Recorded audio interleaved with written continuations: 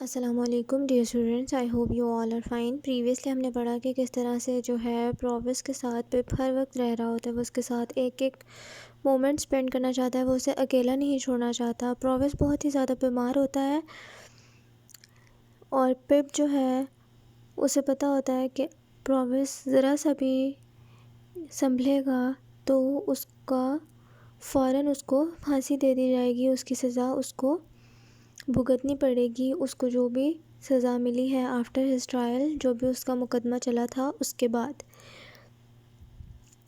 پپ نے سوچا کہ اس وقت پرووس کے لیے یہی بہتر ہے کہ اگر اس کو طبعی موت آ جائے، اگر وہ اسی بیماری سے مر جائے تو وہ اس کے لیے بہتر ہوگا، بجائے اس کے کہ اس کو اتنی بیماری میں کمزوری کی حالت میں پھانسی پر چڑھایا جائے اور اسے اتنی تکلیف دہ موت جو ہے وہ دی جائے۔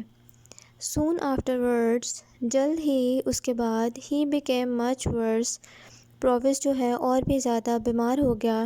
One morning I arrived at the prison، ایک صبح جب میں وہاں پرزن میں قید میں پہنچا، arrived پہنچا and sat down at his bedside، اور میں اس کے بستر کے کنارے بیٹھ گیا۔ He looked up، اس نے میری طرف دیکھا۔ He looked up at me with a strange look in his eyes، اس نے اپنی آنکھیں اوپر اٹھائیں اور مجھے دیکھا، اور اس کی آنکھوں میں ایک عجیب سے چیز تھی، ایک عجیب نظر تھی، ایک الگ سے طریقے سے وہ مجھے دیکھ رہا تھا۔ Dear boy، پیارے بیٹے، he said، اس نے کہا۔ I thought you were late، مجھے لگا کہ شاید تم لیٹ ہو گئے ہو، شاید تمہیں آنے میں دیر ہو گئی ہے۔ But لیکن I knew، میں جانتا تھا you couldn't be late، تم لیٹ نہیں ہو سکتے۔ They have just opened the doors of the prison، انہوں نے ابھی قید خانے کے دروازے جو ہیں وہ کھولے ہیں۔ I said، پپ نے بتایا کہ انہوں نے ابھی قید خانے کے دروازے کھولے ہیں، کیونکہ جو بھی اندر پرزنرز ہوتے ہیں، قیدی ہوتے ہیں، ان سے ملنے کا ایک اسپیسیفک ٹائم ہوتا ہے، ہر وقت کوئی بھی کسی بھی وقت جا کے نہیں مل سکتا۔ تو پپ نے بتایا کہ انہوں نے ابھی دروازے کھولے ہیں۔ I was waiting at the gate، میں دروازے پر ہی کھڑا انتظار کر رہا تھا کہ کب دروازے کھلیں گے اور میں اندر آ سکوں گا اور مل سکوں گا پرووس سے۔ You always wait at the gate، don't you dear boy، تم ہمیشہ دروازے پر انتظار کرتے ہو پیارے بیٹے، کیا تم نہیں کرتے؟ Yes، I don't want to miss a moment with you، ہاں میں کرتا ہوں، کیونکہ میں آپ کے ساتھ ایک بھی لمحہ جو ہے وہ ضائع نہیں کرنا چاہتا۔ کوئی بھی ایسا لمحہ جو گزر جائے اور میں آپ کو نہ مل سکوں، میں جتنی جلدی مل سکوں اتنا بہتر ہے، اور میں وہ ایک بھی لمحہ جو ہے ضائع نہیں کروں گا، ایک بھی لمحے کی دیر نہیں کروں گا آپ سے ملنے میں۔ Thank you dear boy, thank you, تمہارا بہت شکریہ میرے پیارے بیٹے، میں تمہارا بہت ہی زیادہ شکر گزار ہوں۔ You are always with me, تم ہمیشہ میرے ساتھ ہوتے ہو۔ You have never left me alone dear boy, تم نے مجھے کبھی بھی اکیلا نہیں چھوڑا میرے پیارے بیٹے۔ I pressed his hand gently، I could not forget،